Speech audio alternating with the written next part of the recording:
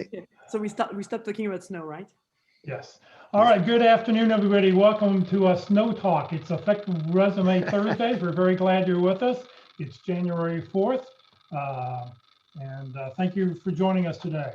Please note this event is being recorded. It's currently live on Facebook.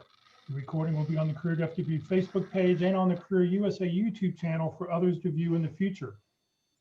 By participating in this event, if you happen to post a comment in the chat box, you have your microphone or camera on, you give consent for your comments, name, and picture to appear. We ask for those people that are on Zoom, if you're using a PC or Mac, to please use the speaker view, which is in the lower left-hand corner. And where you see that red arrow, you can grab that little white line and you can slide that back and forth to make the speaker bigger or smaller, change the ratio of the speaker in the PowerPoint presentation. If you have questions throughout the presentation, just as soon as you think about them, put them in the Zoom. If you're on Zoom, please use the chat box to enter your questions. For those people watching on Facebook right now, please just enter your question in the comment field, and I'll be sure to relay that question over as our speaker takes a break. Well, good afternoon, everybody. My name is Jeff Morris. I founded Career DFW in 2008 to help the unemployed in the Dallas-Fort Worth area. In 2012, after being invited to go to the White House, I decided to start CareerUSA.org to help people outside the Dallas-Fort Worth area. I've written a book called What I've Learned About Your Job Search That You May Not Know. It's available on Amazon for 15 bucks. And for those living in the DFW area, if you want to drive by my house really slowly, you can throw 10 bucks out the window, and I will attempt to throw a book in your window as long as you're driving really slow. Since 2007, I've been facilitating and leading the North Dallas Plano Career Focus Group. The group's been around since the late 1990s. I took over when the person who was running it said he got a job and said, who wants to take over? And I think I scratched my face. He said, okay, Jeff, you're it. And I'll tell you about our upcoming programming tomorrow at the end of the session. And since 2017, I've been a member of the practice interview team, conducting interviews for candidates, and we've conducted in the last couple of years over 120 interviews or so. So one thing I do want to let people know about, at the end of this session, we are going to be picking two winners. Listen, I'm going to put it up right when he gets on. He's not on yet. It's 1 o'clock exactly. Hold on one second. Let me mute that. You want to hang out at the end of this session, we will be picking two winners to have a 1-month unlimited use of jobscan.co. JobScan is a way that you can look at a job description, put in your resume, and it'll tell you how close you match. So it's a great tool to try to modify keywords and stuff to make sure you submit a resume. If you're submitting a resume online, it's going to match the job description. So we'll do that at the very end of the session. Well, today we have a special guest speaker. Tony Beshara is with us. He's the owner and president of Babbage and Associates. Babbage and Associates has been around for 40, 50 years, I think. They're a recruiting firm here in the Dallas-Fort Worth area. In fact, they got me my last full-time job. I worked with one of Tony's recruiters. So I really appreciate Tony being with us. Today, he's going to talk about the top 10 big mistakes of resume writing. So Tony, thank you for being with us, and it's all yours. Pleasure, Jeff. Thank you so much for having me. It's always fun. And we really appreciate what you do for the community down here and right now all over the country. So I've been doing this since 1973. Our company has been around since 1952. I sit and place people every day, just like all the rest of the recruiters have. I've placed over 11,000 people in the time that I've been doing this. And one of the biggest issues that most job seekers have is concerning their resume. And I make this presentation. We'll go over this presentation. It isn't very long, and then we'll answer questions for as long as everybody would really like. And I hope I get this right, but Jeff, I just press share screen and the thing ought to pop up, right? Yes, well, hit share screen, and then yes, you want to stop the other person. All right. And then pick the PowerPoint presentation. Yes. And then hit share. Damn. There we go. Damn, I'm good at this. Whoa. Thank you, Jeff. All right. Okay. The top 10 big mistakes of resume writing. Oops, 1 second. How did I get this the last time? 1 second here. There we go. The first mistake is that people overestimate the value of a resume. People have a tendency to think that this resume is going to be this mystical, magical tool that's going to get me a job. A resume is not going to get you a job. Hopefully, it's going to get you in the door. I've known people to spend a week writing their resume. I wrote a whole book on how to write a resume. I've written 4, we can go over all of those later, but that a resume is not a magical, mystical tool. Now you got to have one because, well, we got to have one, but don't overestimate the value of the thing. Hopefully it's going to get you in the door. It isn't going to get you hired. All you want it to do is get you in the door. That's what you're trying to do, is have it get you an interview. You're selling a date, not marriage. And all you want the resume to do is do just that. So don't over-evaluate. Don't think that I've got to spend. I get people all the time that are asking me, well, if I did redo my resume and rewrite it and redo it, and I've tweaked it. I had one guy that sent me a resume the other day. He said, I've tweaked this 5 times. Nah, he's not getting interviews because the market's tight. Has nothing to do with his resume. So don't overestimate the value of it. It's not going to get you a job. Hopefully it's going to get you in the door. Keep in mind that the average resume doesn't even get read. It gets scanned for 10 seconds. What people scanning resumes look for are, who's this person worked for? How long did they work there? Do I understand what they do? And how successful were they at doing it? That's it. They scan it. I run ads all the time on LinkedIn. The other day, I got 189 resumes for one ad, 189. I was up till 10:30 one night and midnight the other one night looking at resumes. And if you think I'm sitting there reading every word of your resume, you're nuts. I'm not. I'm scanning it. I'm looking at, do I know the company? Do I understand what the person's done? How long were they there? Unfortunately, and we can discuss this if people want to, longevity sells. It's not fair because this job market and the world is a lot different than it was. When I got in this business in 1973, the average company in the United States was 59 years old. Somebody take a guess. In the average, in 2014, the average company in the United States was, guess how old? Somebody.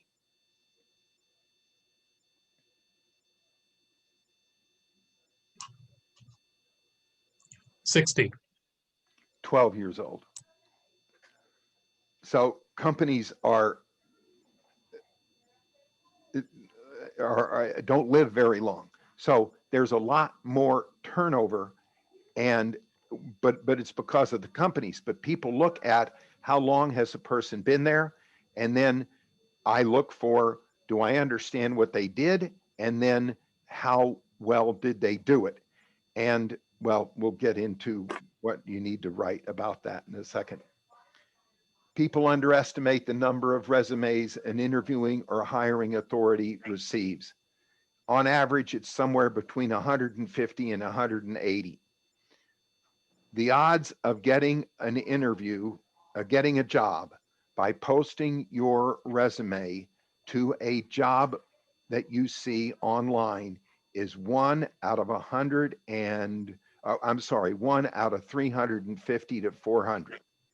Because what happens is 60% of the people that are looking at your resume aren't even the hiring authority. They're not even the person that's doing the hiring. It's not even the job that reports to them.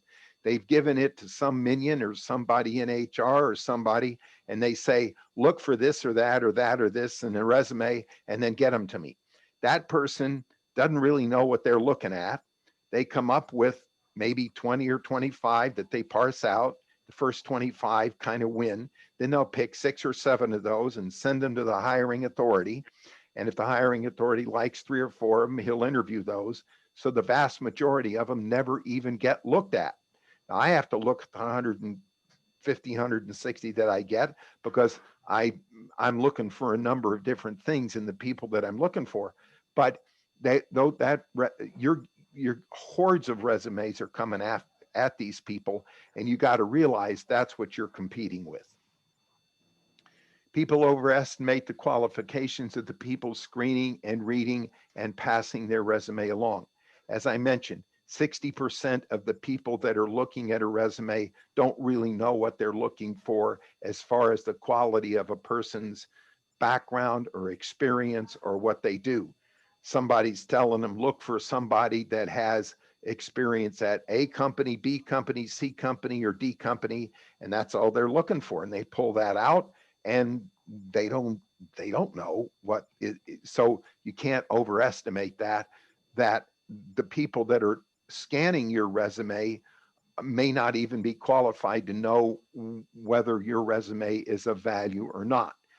There's nothing you can do about that. You just need to be aware that there's some challenges there, and that the people scanning this thing, and I get candidates all the time. They say, man, my resume is perfect for that job. And I sent it off to those Yahoos, and they didn't even give me a call. They didn't even give me a chance to come in and interview. Yeah, I get it. You're lucky if they even looked at it. And if they did, the person that looked at it may not even know what they're looking at. You have to spell it out for them, and keep in mind that the nice thing about computers these days is that you can customize your resume, and you can hit them up with exactly what they say they need, even though you're using a job description. But you got to realize that the folks are looking at it may not be all that qualified to even know what they're looking at. People write the wrong content in their resume. Here's a resume I got this morning. Here's the title of this candidate: Organizational Transformation Managing Director. Oh yeah, I've got 4 job orders like that. What the hell is an Organizational Transformation Managing Director? Now, I called the lady. She's actually brilliant. She's really good, but she should change that title to something that everybody understands. Or what we decided to do was, in parentheses, she needs to describe exactly what that job is, so that, as I say, a high school senior could understand it. And what she does is she helps the clients of the firm she works for decide on what kind of technology they might need. But you'd never know that from that title. If your title isn't something that everybody can understand by just looking at it, change your darn title. I tell that to candidates all the time, and they say things like, well, that's not what my company calls me. I don't give a damn what your company calls you. Change your title so that somebody reading it understands. Account manager, account executive. I place primarily salespeople. Account executive, account manager, account director, VP of sales. Lots of people's VPs of sales are just salespeople. So change the whole thing. Just put sales, because that's what the client is looking for. And then in the content of your resume, put a job description that anybody can understand. Now, you got to remember that stories sell and numbers tell. So I always recommend that you got to have your resume full of numbers, and bold those numbers. People like numbers. Their eyes are drawn to numbers. And I know people say, well, if I'm not in sales, I don't have numbers. Figure out the numbers. If you saved your company money, what percentage did you save? How much did you increase their savings? Something to do with numbers. Your resume is being compared to a whole bunch of others. And if your resume is filled with and loaded with numbers that make you stand out, then it's going to be picked up by somebody more likely than good written and verbal communication skills. If I see that again, well, I can't say that because I will see it again, but I want to throw up. That's about the silliest damn thing in the whole world. By the time you graduated from college, if you don't have good verbal and written communication skills, you probably didn't graduate. So put the content in there that somebody, you've got to communicate.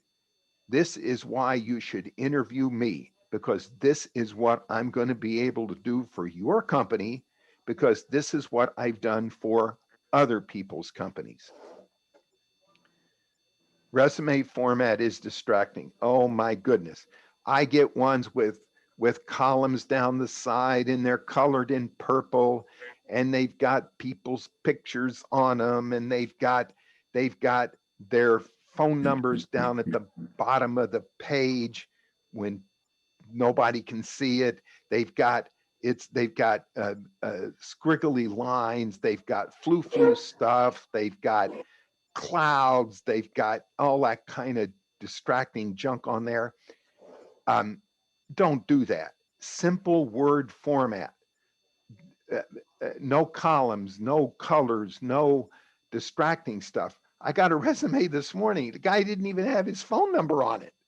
If I didn't know him from years past, you're competing with 150 other resumes. If I look at your resume and I can't call you, what do? I press delete and I go on to the next one. You may be the best qualified candidate in the world. Put your name, your email address, and your phone number up at the top of the resume. Your LinkedIn profile doesn't hurt to have that there. And make sure the numbers in your phone number are big enough for people to see on a screen. And don't make them light gray. You may think it's cute, but if I can't read it or I'm old and my eyesight isn't what it used to be, it's delete and on to the next one. So please keep that format simple. Jeff has an example of a resume that he sent me the other day. Use that, exactly what he tells you to do. It's just perfect. Nice, simple, bold. You can see it, big enough letters that you can read it easily, and you know how to contact people real quickly. Because most of these employers, if they see what they like in 10 seconds, they're going to pick up the phone and call you. And that's exactly what you want them to do. But don't let that format get distracting. You may think it's cute. I'm working on a director of marketing job, and these people are sending me resumes with all this flu stuff on it, and they may think it's cute if you're marketing a car or whatever the dickens you're marketing, but it isn't cute when you're marketing yourself. So don't do that. Oh, cover letters. One of the books I wrote on resumes, this was a number of years ago, but I did a survey of about 4,000 employers that we worked with. And I asked them all about cover letters. The biggest response we got was, I only read the cover letter if I like the resume. So my recommendation is don't send cover letters. You're going to be emailing most of your resumes. It's not a bad idea to put in an email, here is why you should interview me, and give maybe 4 or 5 bullet points as to why you should be interviewed along with your resume. Sometimes people will look at those bullet points, won't even look at your resume. They'll just call you if you do them the right way, but 4 or 5 bullet points. Don't make it more than that. We have a tendency when we read on the screen, we don't read on the screen like we read on a book or something in our hand. Psychologically, when people read on the screen, they begin in the middle of the page. Their eyes go to the left, and then it goes up the left-hand margin, and then they look at the top. So that's why you want the most important stuff about you in your resume in the very middle of that first page. Objectives, summary, all of that, get rid of that crap. Nobody cares about your objective. They care about their objective. Summary, nobody cares about a summary. I get summaries all the time where they summarize. I got one time. Now this was a number of years ago. The guy's summary was #1 salesperson in the country. So I call him up. I'm trying to talk to him. He was number one salesperson in the country in the company he was with 10 years ago. Now, who cares about that? I mean, nobody. So don't do that stuff. Start out with experience, who you worked for, the dates you were there, what you did, and make it real clear how successful you were. Sending a cover letter, I guess, if you want to waste your time doing it, but nobody cares about reading them. And 9 out of 10 times they don't get read anyhow. So um, most people sit there as they're writing their resume thinking that people are going to read this from top to bottom, every first page, second page, third page, fourth page. They're not. They're scanning whatever you got, and then they're deciding whether or not they're going to interview you. So the more efficient you are with what you say and how you say it, the better off you are. Cover letters are a waste of time. One size fits all resume. Thank God we now have computers. When I got in this business, we didn't even have fax machines. We mailed resumes to people. um, uh, but one size fits all. Change your resume up to, most people do this, but it's a mistake. They send, hey, just want to send resumes because they're email blasting resumes all over the place. And they got bots now that just send resumes to LinkedIn advertisements and things like that. Try to customize your resume as much as you possibly can. It's not hard to do. You find out what a company is looking for. I've even, we try to talk to a hiring authority to find out what they're looking for. You got to remember that most job descriptions are written by somebody that really doesn't have anything to do with the job. So it's better than nothing to try to match your resume to what the job description is, but you want to try to customize your resume to fit the job, the company, the size of the company, what they're asking somebody to do, but don't have one size fit all and just email blast the thing out because they're looking at too many resumes. Mistakes: length, objectives, summaries, dates, titles, and some of the basics. Length, I recommend no more than 2 pages, but yeah, I had a deal the other day with a candidate that the company didn't want to interview him because I placed technology salespeople. The complaint of the hiring authority was the guy doesn't seem to have any technical experience. Well, he cut off his resume. He said, I only went back 13 years. I spent 14 years before that as a developer. Well, to my client, that would have been really important. Once I told my client that he had 14 years of development experience, the guy interviewed him. So, that's a tough one. 2 pages, it used to be a rule of 2 pages. I'd say that's probably right. If you have to go to 3, that's probably okay. If you go much longer than that, again, remember they're scanning this, and the further back they go on your resume, the less interested they are. If you have important stuff in your career, like graduated from Yale, I've got a candidate that graduated from Yale. He puts it down at the bottom of the page. I tell him to put it at the top of the page. I had another candidate who graduated from the military academy. He was captain of their football team. And I mean, the guy had some stellar stuff. So I tell him to put that at the top of his resume, because that kind of thing really sells. Graduating cum laude from Harvard or Yale or someplace like that, that kind of thing sells. I don't recommend objectives and summaries for the reasons that I've mentioned before. Dates. I need to explain this. I get resumes at least once a day where people break down, and I hope I make this clear. They break down every job they've had in a company date by date. So they'll put down 2 years with one job, 2 years with another job, 3 years with another job below it. And it looks like they've had 3 jobs. Well, they did, but they were all with one company. So what you want to do is put in bold letters the company, and then over to the right at the very beginning, top of the resume, experience, the total number of years you were at the company. And then under that, the different jobs you've had, maybe not in bold, and then in parentheses, or you don't even need parentheses, the dates of those jobs, because you don't want to look like you've had 4 jobs in 4 years. You may want to look like you've had 4 jobs at the same company, but put the total number of years of you were at each company to the right in bold, so that people can see you were at one place for a long time. So watch out for your dates. Titles, I've pretty much explained.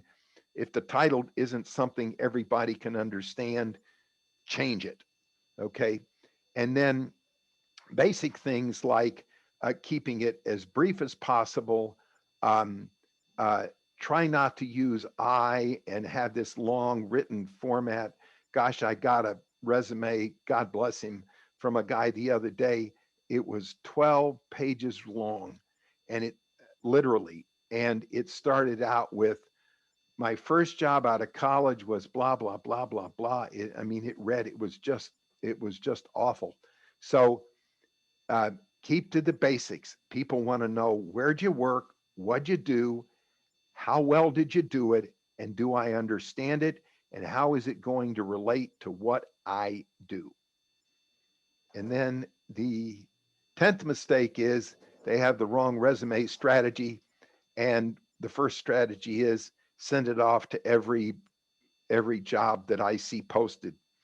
You're much better off to try to find out who the hiring authority would be and get that resume in front of that hiring authority.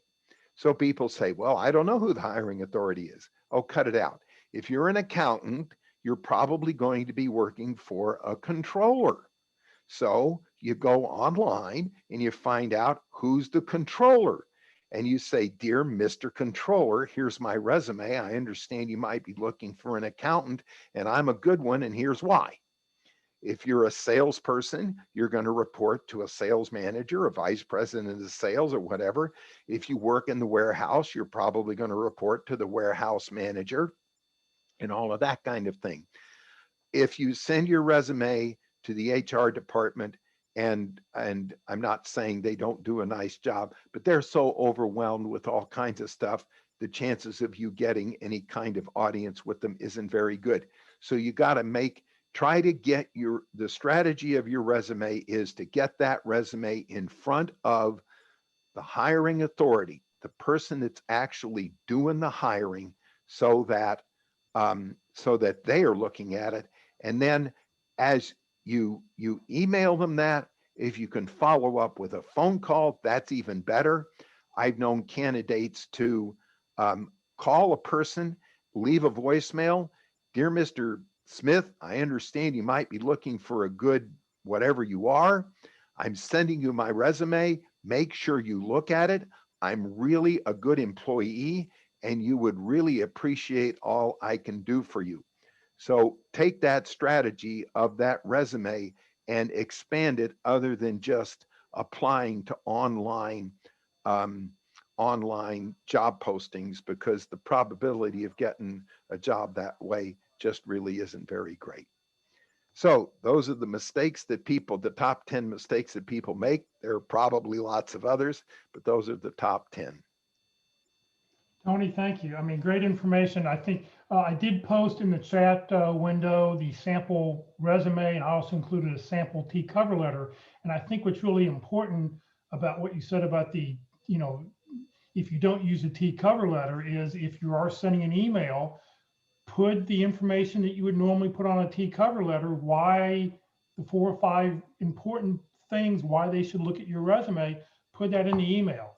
Don't make it a long email, but keep it really short and brief and tell them, here's why. So great information.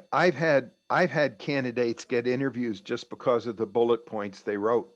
Didn't even look at their resume. They just liked what they wrote in their bullet points.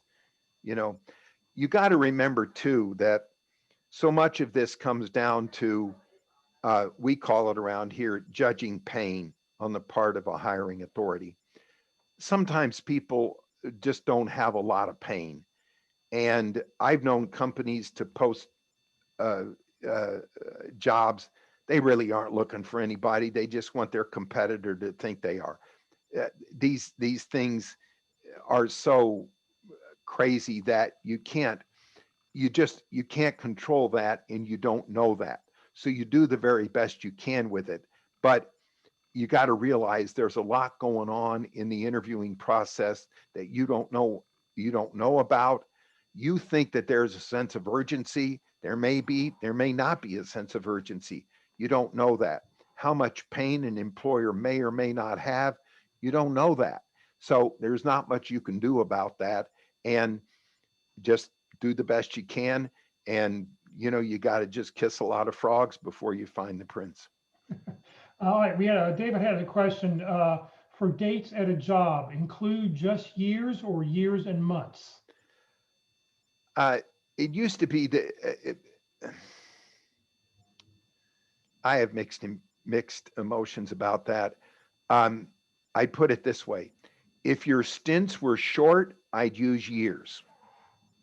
If your stints were long, I wouldn't hesitate to use months. But uh, unfortunately, there is a bias against people that have had short stints, and I understand that.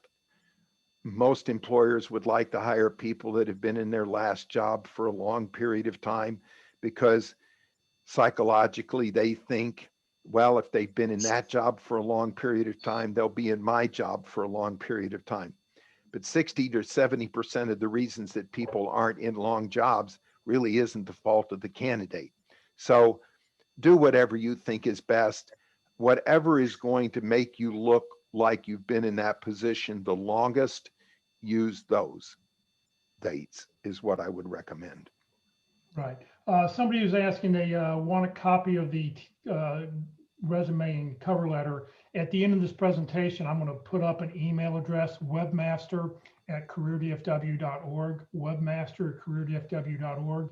If you send me an email, I will be glad to forward those two documents on to you. And I want to say again that resume that Jeff has is really, it's as perfect as you can get, and it's so simple, it's almost stupid. So, Right. Yeah. Keep it simple and important thing. Right. All right. So Stephanie says, I'm a freelancer, so my jobs are temporary and sometimes short. yes. Do I include all of those? Do I write freelance as my company, or what do I do? Okay, absolutely. And put in parentheses contract work.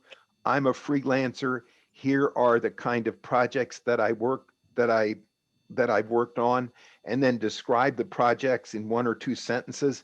The kind of people that are looking at your resume know that you're a freelancer, know that you're a contractor. It's no real big deal. Now, the people that are looking for somebody for a permanent job, if they see contractor, they're going to be a little concerned about that. I place a lot of IT recruiters, and the concern for a lot of companies and staffing firms, for instance, they're sometimes reluctant to hire a contractor that's been a contract recruiter, because those people usually make more money than what a company will pay in a salary. So their fear is, I hire this guy or gal, and then somebody comes along and pays them 50 cents an hour more, and they run off to that contract.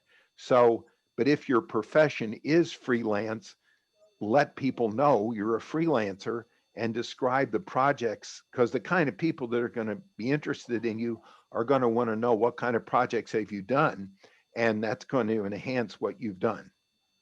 Okay. Somebody's asking, do we need areas of expertise on our resume? Should we list 6 or 8 bullet points, or 9 bullet points showing? Yeah, that can't hurt, but I got to tell you, the if they're so broad, they don't say anything. That's the problem you run into with a summary, and let alone objective. The summaries are usually so broad. You know, if you're the number one sales guy in the country, I want to know where were you that? So you want to put that point in the body of where you worked. So if you worked at XYZ company and you were the number one sales guy in the country, that makes sense. When you just put that up there, usually people put it at the summary at the top, that has no context. It doesn't mean anything. It's like words of persistence, determined. Yeah. Well, what's that mean? I wake up every morning. I eat breakfast. That doesn't mean anything. And so when you're going to put those kind of things, um, I don't think they do any good for you unless you put them in the context of the particular job that applies to that particular trait. Okay. So leading up, following up is, do I need a list of soft and hard skills? Should I have a section for soft and hard skills? Well, soft skills like hard skills like I program in COBOL, shows you how old I am, right? That's a hard skill. I got it. Um, um, uh, those kind of skills, yes.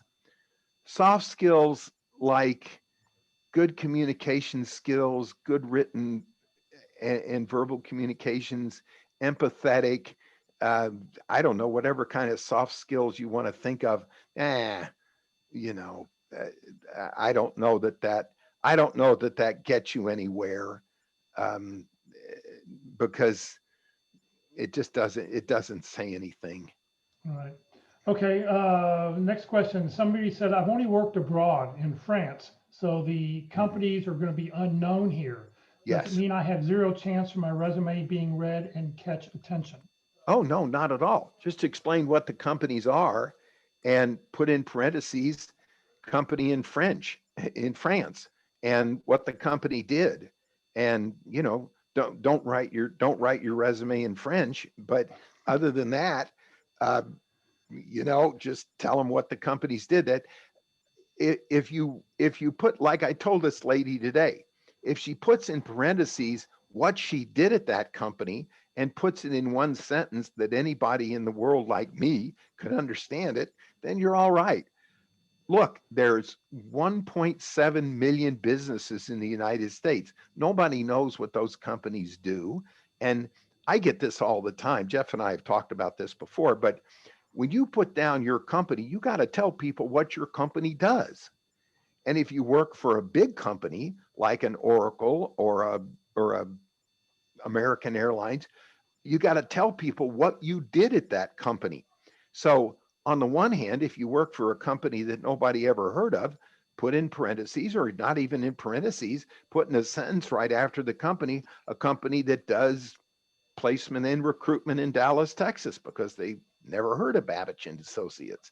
So that's not that big a deal. And if all the places you've worked for have been in France, I would try to go on Google, or go not only on Google but maybe on LinkedIn, and try to find all the French companies that might have offices in your part of the world, because we do business with some French companies, and the culture at a French company is quite different than it is an American culture, and it's true with most foreign companies.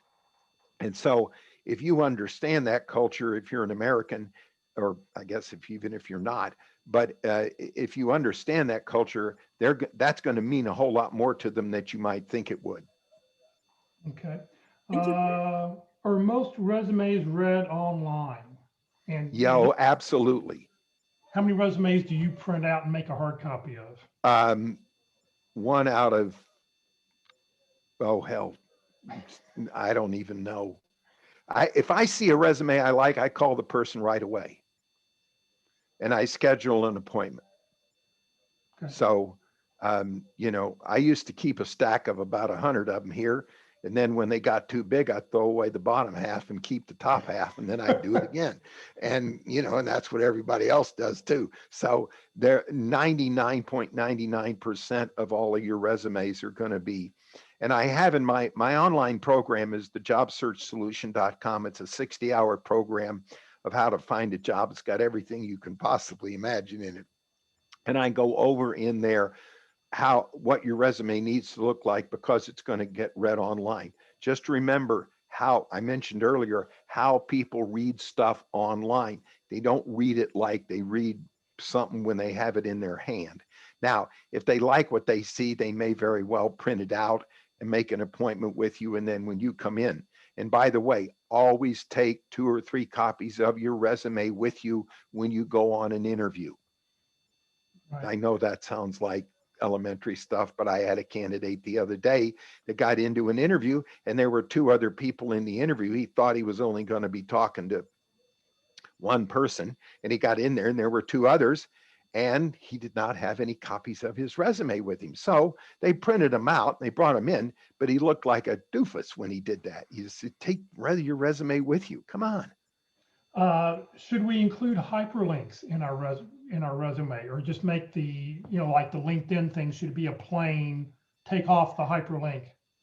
Yeah, hyperlinks can kind of screw things up and get your resume.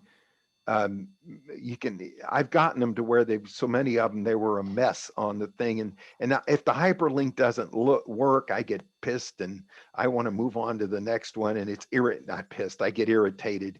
And so I don't recommend that. Look, if they're interested, 9 out of 10 times, they're going to go to your LinkedIn profile anyhow. Oh, that's another thing that I didn't. When I wrote this 10 mistakes, I need to add an 11th mistake. Make sure your resume and your LinkedIn profile coincide with each other. I got to tell you that we've got 22 recruiters in our company, and at least 2 or 3 times a week, we get a candidate that gets eliminated from even being interviewed because his LinkedIn profile and his resume don't match. Come on. I mean, come on. Now, that doesn't mean you don't expect us to be, for modifying our resume every time that we apply for a job. You're talking more that our resume is going to have like 8 or 10 pages of information. Just make sure that whatever we talk about on our resume is in the LinkedIn profile. Yeah, or what's worse is there's a job on LinkedIn profile that you don't have written on your resume, or you've got 3 jobs on your resume that you don't have on your LinkedIn profile, or you have on your resume that you graduated from Texas A&M University, and on your LinkedIn profile, you have attended 3 years at Texas A&M University. I know you think, why would somebody do that? I don't know. I've been doing this for 47 years. There's a lot. I don't know why people do what they do, but you got to make sure. Now I'm talking about, Jeff, basic stuff that you wouldn't, leaving out jobs, leaving out stuff on one and not on the other. And when people see that, look, they're already looking for reasons of not to interview you, right? I mean, how are they going to interview 150 people anyhow? So they're already looking for reasons not to eliminate. I had a candidate the other day whose identity was stolen. And when his identity was stolen, he made his LinkedIn profile that was the first identity so stupid and plain that it was awful. He then created another LinkedIn profile with his name. His name was Ned, and then he went by Ned, and then he changed his LinkedIn profile to Edward. Well, if you go to Edward and his last name, you get this beautiful LinkedIn profile. But because on his resume and in the interviewing process, he said his name was Ned, my client looks up Ned, and she sees this LinkedIn profile that's god awful. Well, so she writes me, what's with his LinkedIn profile? And so I had to find out what happened. So you just never know what, what people are going to see or do. So you got to have everything before you get to that point as perfect as you possibly can. Well, that's what leads to the next question here. What's the maximum number of years of work experience one should list on a resume? 5, 10, 15, 20? I mean, My opinion of that's been pretty practical. They're going to find out. The reason people recommend that is they're going to say, well, they're going to know how old I am. They're going to know how old you are when you walk in the door. I mean, most authorities say go back 15 years. If the experience is applicable, maybe 20. I'm not real big on it one way or the other. I don't, I don't know that I have to go back and say that I graduated from high school in 1965 or something like that, and then give a explanation before that. I think what's most important is that you communicate the experience that's applicable to the job that you're applying to. And then most companies or most people that are reading resumes know that most people go back about 15, maybe 20 years. I think, what we talk about in the other resume class when Carol's teaching it, she talks about that after you've listed maybe 10 or 15 years, that if it's something relevant and it's something that you may talk about in an interview, you should have a section called prior work experience. Yeah. And all you have to do is list the company names. You don't even have to list what exactly you did. You don't have to have any bullet points, but you just show that you've worked at other companies so that if you were to bring up a star story during an interview, that would then quantify, it'd be like, oh, okay, you did this at this company here. Yeah, that's a real good point. And I've had candidates where at the bottom of their resume, the second page, they list the companies they worked for before, but they don't list much of what they do because it's not that applicable to the job we're applying for. And so that's probably pretty good, Right. Okay, I've been a hybrid in my last 2 jobs. For example, I was an HR/accounts payable person. How should I title that? HR/accounts payable. That pretty simple, and then describe what you did and how you did it. And, the people that are looking for somebody in HR are going to look at the HR stuff. The people that are looking at accounts payable are going to look at the accounts payable stuff, and, because they're going to find that out anyhow. Right. Okay, I think I know the answer to this next question, but I'll go ahead and ask it to you anyway. Is it fine to use mild colors to highlight job titles? I guess if you like it, but I'm not big on that. I'm big on bold and black and light and not bold and black, but it isn't going to make any bit of difference. That's the problem, Okay. And the reason that I mentioned about colors before, sometimes colors come across as a screen. I got a resume the other day where the candidate's phone number was in light gray. And I had to strain and lay up to look and see. And the numbers were so small, I couldn't tell whether it was a 5 or a 6. Now, come on. Make it easy. Would you recommend keeping your LinkedIn profile robust and your resume simple and specific to the job applying to? Yes, I'll tell you that right now, Courtney. Yeah, Yes. Yes. Let's see here. I think we've gotten to the questions that are on here. So tip number 11 was what? I forget what tip number 11 was. Oh, tip number 11 was make sure your resume and your LinkedIn profile coincide. Okay, we're sort of good. Just one of the things I talk about, and that I mention in the other classes we do with Carol on Thursdays, is that you should probably have like a master resume. Think about this. Put together everything you've done since high school. Make a big resume with 8 or 10 bullet points each one. All the dates, addresses, who you report it to. And then when you see a job description, go and eliminate everything that doesn't directly relate to that job description. Because I think the most important thing Tony said is your resume doesn't get you a job. Your resume gets you a phone call. And if Tony sees your resume and goes, oh, I want to talk to this person, what's he going to do? He's going to immediately pick up the phone and call you. So that's, I think, the key you have to remember with resumes is that it's just it's a fishing hook, you know? Yeah, and you never know why. I pulled out a resume of a guy the other day. He said, "You're the only recruiter that called me, and I sent it to 50 of them." I said, "Well, I like your longevity." He had 10 years at a place that's very hard to work for. Now, had I not been here for the number of years I have, I wouldn't have known that that's a hard place to work for. But I liked that he had been there for 10 years. And the whole reason that I called him was when I go to present this guy, I can say, look, he spent 10 years at a hellhole. And if he could survive 10 years at a hellhole, he can survive any place. Well, so they look for different things to people buy for different all kinds of crazy reasons. And I had a candidate the other day where she worked at the same place twice. She was hired back. That is a high compliment. Most people don't get hired back at a company unless they were a good employee, because if they weren't a good employee, they're not going to get hired back. And she worked at the same place twice.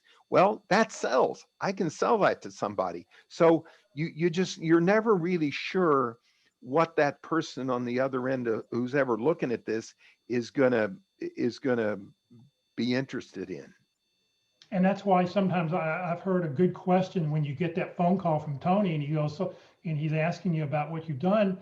I would go and ask Tony, so Tony, what was it about my resume that made you call me? Yeah, exactly. And I will tell candidates when I call them, here's why I called you on your resume. Can you tell me a little more about this? Because I'm trying to get to what you do. There's a firm here in town that has a number of different divisions. And I got a resume the other day from a candidate that said he was a salesperson there, but he never really said what he sold. So I called him up and I said, I'm familiar with your company. What did you sell there? Well, he happened to sell something that I need. So, man, I brought the guy in. Well, if I hadn't known the company, unfortunately, so you got to be real specific. You just don't know who's going to buy and why they're going to buy. Well, Tony, thank you very, very much. Here's Tony's LinkedIn profile. If you want to link in with Tony, I think he's always open to linking in with somebody, but Always. Please send him a personal note. Tell him why you should connect. Tell him you saw him here at our presentation today. Just very, very helpful. And if you want to link in with me, you're welcome to link in with me, but please send me that personal note.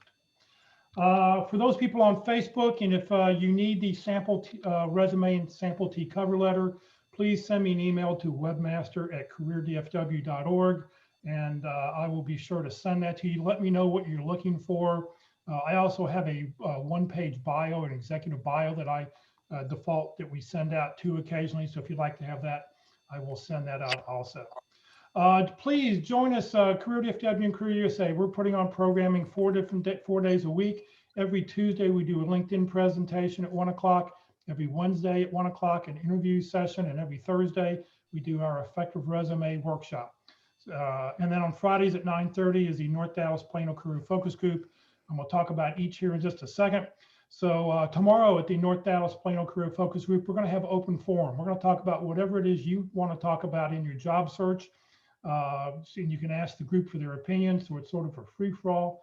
Be sure to join us. It's always an interesting, you never know what the topics are going to be. On Tuesday, our LinkedIn presentation will be our speaker this Tuesday. We have 4 different speakers. Will be Locke Alderson. He's going to talk about how to use LinkedIn for job hunting, strategies to get results.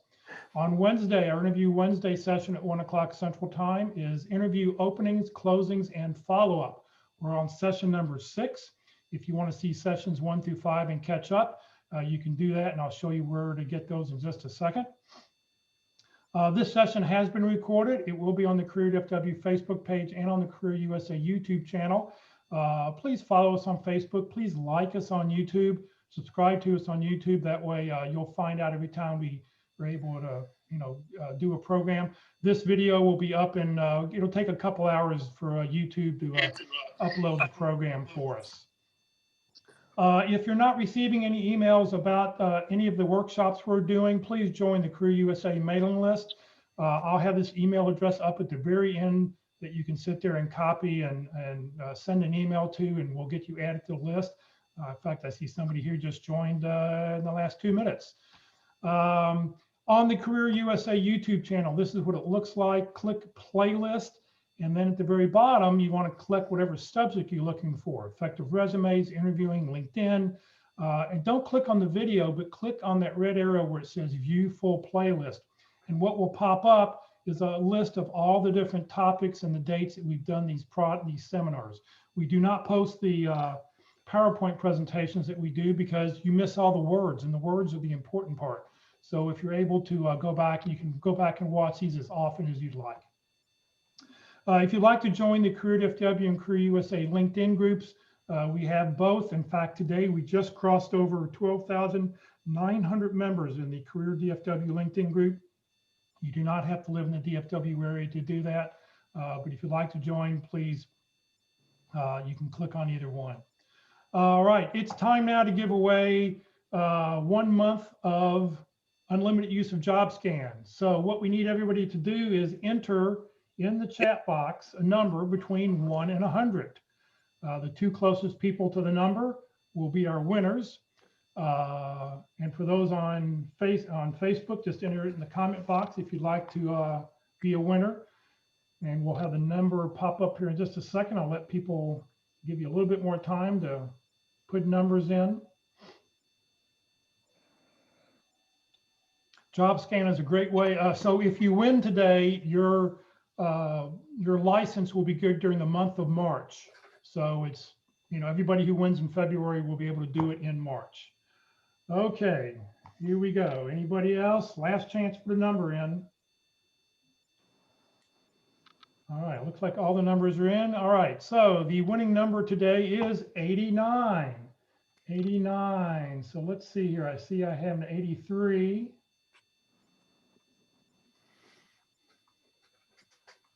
Oh, I have an 85. I think 85 and 83 may be the winners.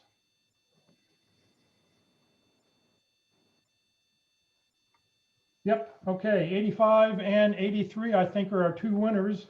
So what you need to do is you need to send me an email, send it to webmaster@careerdfw.org. Send me your email address along with your name, and I will get your name added to our list for next month to win that. So congratulations to those 2 people.